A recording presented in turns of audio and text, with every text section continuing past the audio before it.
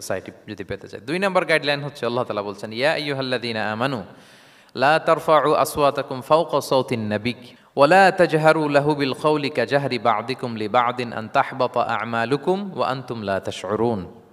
ওহে বিশ্বাসীরা, নবীর কণ্ঠের চাইতে তোমাদের কণ্ঠকে উঁচু করো না, খবরদার।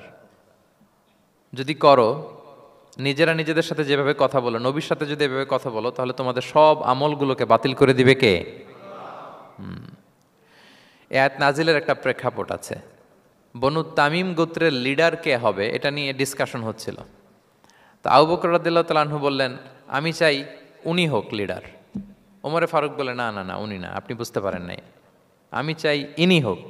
আবু বকর বলে, ওমর তুমি ঠিক বলো না, আমি বললে তুমি খুলে উল্টাটা বলো, উনি হলে ভালো হয়। ওমরে ফারুক বলে, না না না, উনি না, উনি হলে। এই যে উনি উনি করে দুইজন তর্ক বিতর্ক করতে করতে ওনাদের কণ্ঠটা রাসূল সাল্লাল্লাহু আলাইহি ওয়াসাল্লামের কণ্ঠের চাইতে একটু উঁচু হয়ে গেল, যেটা দেখতে অনেকটা অশোভন ছিল, সুন্দর দেখাচ্ছিল না। তো রাসূল সাল্লাল্লাহু আলাইহি ওয়াসাল্লাম সামনে বসা, ওনার সামনে উঁচু গলা করে কেউ কথা বলবে, এটা আল্লাহ বরদাশত করলেন না। আরশের উপর থেকে আল্লাহ তাআলা আয়াত নাজিল করলেন, লা তারফাউ আসওয়াতাকুম ফাওকা সাওতিন নবী, খবরদার নবীর কণ্ঠের চাইতে যেন তোমাদের কণ্ঠ উঁচু হয়ে না যায়।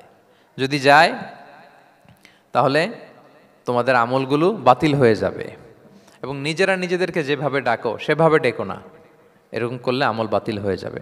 তো আল্লাহ তাআলা এখানে আদব শিক্ষা দিলেন যে রাসূল সাল্লাল্লাহু আলাইহি ওয়াসাল্লামের সামনে কথা বলতে গেলে খুব ভদ্র ভাষায় কথা বলতে হবে, শালীন ভাষায় কথা বলতে হবে। মজার ব্যাপার হচ্ছে, আপনারা জানেন কিনা জানি না, যারা হজ উমরা করেছেন আপনারা দেখবেন যে রাসূল সাল্লাল্লাহু আলাইহি ওয়াসাল্লামের পবিত্র কবরের উপর এই আয়াতটা এখনও লেখা আছে যে লা তারফাউ আসওয়াতাকুম ফাওকা সাওতিন নবী, নবীর কণ্ঠের চাইতে যেন কণ্ঠ উঁচু হয়ে না যায়। এজন্য দেখবেন যে যারা রাসূল সাল্লাল্লাহু আলাইহি ওয়াসাল্লামের কবর জিয়ারত করতে যায়, ওনারা কবরের সামনে যে ধৈর্য ধারণ করতে পারে না, বুক ফেটে কান্না আসে যে আজীবন যে নবীর কথা শুনলাম, যে নবীর হাদিস শুনলাম, যে নবীকে আমি এত ভালোবাসি, যে নবী আমার জন্য সুপারিশ করবেন, যে নবী আমাকে হাউজে কাউসারের পানি দিবেন, সেই নবী এখানে শুয়ে আছে।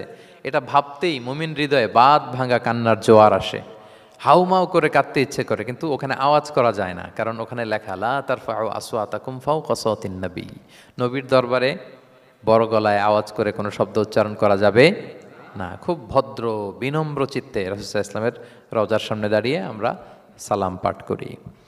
তো এই নিয়মটা শুধু যে রাসূল সাল্লাল্লাহু আলাইহি ওয়াসাল্লামের জন্যই খাস তা নয়, আমাদের আব্বা আম্মা, আমাদের শিক্ষক, মুরব্বী, আধ্যাত্মিক নেতা, ধর্মীয় গুরু, ইসলামী আন্দোলনের বড় লিডার, এরকম যে কারো সামনে বড় গলায় উঁচু গলায় আওয়াজ করে কথা বলা যাবে না, বরং সেখানে ভদ্রতা, এটিকেটস, নম্রতা, এটা বজায় রাখতে হবে। এটা বুঝতে পেরেছেন? হ্যাঁ।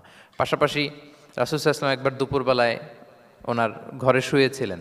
সূরার নাম হচ্ছে সূরাতুল হুজুরাত, মনে আছে তো আপনাদের? সূরার নাম কি? হ্যাঁ, হুজুরাত মানে হচ্ছে কম্পার্টমেন্ট বা অ্যাপার্টমেন্ট, যেখানে মানুষ থাকে আর কি। রাসূল সাল্লাল্লাহু আলাইহি ওয়াসাল্লাম এরকম 9টা হুজরাখানা ছিল। আপনার বাংলাদেশে ইমাম সাহেবের হুজরাখানা এই শব্দটার সাথে পরিচিত না সবাই? এই হুজরাখানা থেকে আল হুজরাত। রাসূল সাল্লাল্লাহু আলাইহি ওয়াসাল্লামের 9 জন স্ত্রী এই 9টা হুজরাতে থাকতেন এবং এগুলো মসজিদে নববীর সাথে অ্যাটাচ করা ছিল। দুপুরে খেয়ে রাসূল সাল্লাল্লাহু আলাইহি ওয়াসাল্লাম কাইলুলা করছেন, বিশ্রাম নিচ্ছেন। হঠাৎ কিছু বেদুইন লোক, যাদের মধ্যে সভ্যতার ছোঁয়া লাগেনি, তারা এসে রাসূল সাল্লাল্লাহু আলাইহি ওয়াসাল্লামকে ডাকতে আরম্ভ করলো, ইয়া মুহাম্মদ উখরুজ ইলাইনা, ইয়া মুহাম্মদ উখরুজ, এই মুহাম্মদ বেরো বেরো, কথা আছে, এই মুহাম্মদ বেরো বেরো। মানে কেমন যেন বন্ধুরে ডাকতেছে, মনে হচ্ছে বন্ধুকে ডাকতেছে। আল্লাহ তাআলা এটা বরদাস্ত করলেন না, বললেন খবরদার, নিজেরা নিজেদেরকে যেমনে ডাকো, নবীকে যদি অমনে ডাকো, তোমার ঈমান আমল সব বাতিল হয়ে যাবে, খবরদার, সব বাতিল হয়ে যাবে। বরং ওনাকে যখন সম্বোধন করবে তখন ডাক দিবে খুব ভদ্র ভাষায়, বলতে হবে ইয়া নবী আল্লাহ, ইয়া রসুল আল্লাহ, ইয়া হাবিব আল্লাহ, এরকম ভদ্রোচিতভাবে রাসূল সাল্লাল্লাহু আলাইহি ওয়াসাল্লামকে ডাকতে হবে। তাহলে রাসূলের সামনে কণ্ঠ উঁচু করার কারণে আল্লাহ তাআলা এই আয়াত নাজিল করলেন। এবং এই আয়াত নাজিলের পরে ওমরে ফারুক রাদিয়াল্লাহু তাআলা আনহু এত ভয় পেলেন, এরপরে রাসূল সাল্লাল্লাহু আলাইহি ওয়াসাল্লামের সামনে কথা বলতে গেলে উনি এত আস্তে কথা বলতেন, ওই যে বেশি জোরে যদি কথা বলি তাহলে আমার সব আমল বাতিল হয়ে যাবে, এত আস্তে বলতেন। রাসূল সাল্লাল্লাহু আলাইহি ওয়াসাল্লাম জিজ্ঞেস করা লাগতো, ওমর কি বললে, আবার বলো তো, একটু জোরে বলো ওমর, আরেকটু জোরে বলো, আরেকটু জোরে বলো। সুবহানাল্লাহ। মানে এত মিন করে, এত ক্ষীণ ক্ষীণ শব্দে ওমর ফারুক কথা বলতে লাগলেন যে রাসূল সাল্লাল্লাহু আলাইহি ওয়াসাল্লামের বুঝতে কষ্ট হচ্ছিল কথা। তখন তিনি বলতেন, ওমর আরেকটু জোরে বলো না, কি বললে বুঝলাম না, আরেকটু জোরে বলো।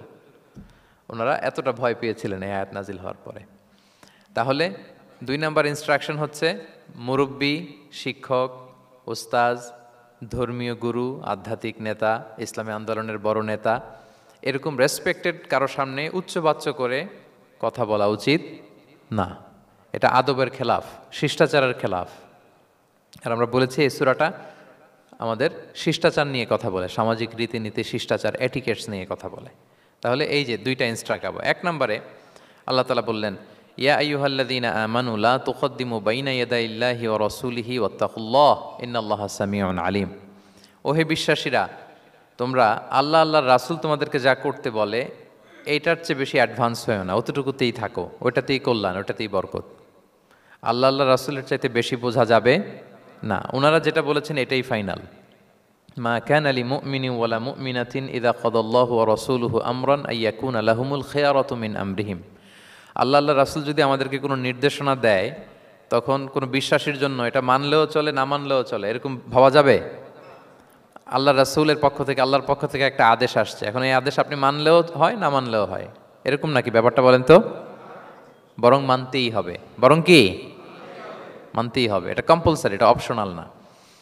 তাহলে সমাজকে শান্তিপূর্ণ করার এক নাম্বার গাইডলাইন হচ্ছে আল্লাহ রাসূলের পক্ষ থেকে যে নির্দেশনা আসবে এটা আপনাকে কম্পালসারি টু অ্যাবাইড বাই, এটা মানতেই আপনাকে হবে। এবং রাসূল সাল্লাল্লাহু আলাইহি ওয়াসাল্লাম যেটা শিখিয়েছেন ওইটাই স্ট্যান্ডার্ড, এর চেয়ে আর ভালো করা যায় না। এক সাহাবী বেশি আবাদত করতে যেয়ে বললেন যে আমি আজ থেকে সারা রাত তাহাজ্জুদ পড়ব, রাতে আর ঘুমাবো না। আরেক সাহাবী বললেন আমি সারা বছর রোজা রাখবো, আমি আর রোজা ভাঙবো না। আরেক সাহাবী বলে আমি আমার স্ত্রীদের কাছে যাব না, আমি সন্ন্যাসী জীবনযাপন করব। তো রাসূল সাল্লাল্লাহু আলাইহি ওয়াসাল্লাম শুনে অপছন্দ করলেন, বললেন তোমরা নাকি এমন এমন বলেছ, আমি তো বিশ্বনবী রাহমাতাল লিল আলামিন, আল্লাহর হাবিব, আমি তো কোনো দিন রোজা রাখি, আবার কোনো দিন রাখি না।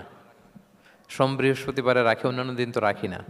আবার রাতে আমি ঘুমাই, আবার তাহাজ্জুদও পড়ি, আবার আমি স্ত্রীদের সাথেও মেলামেশা করি। তো আমার এই ব্যালেন্স লাইফ লিড করেও তো আমি আল্লাহর শ্রেষ্ঠ হতে আমার কোনো সমস্যা হয় নাই, তোমাদের কি সমস্যা হলো?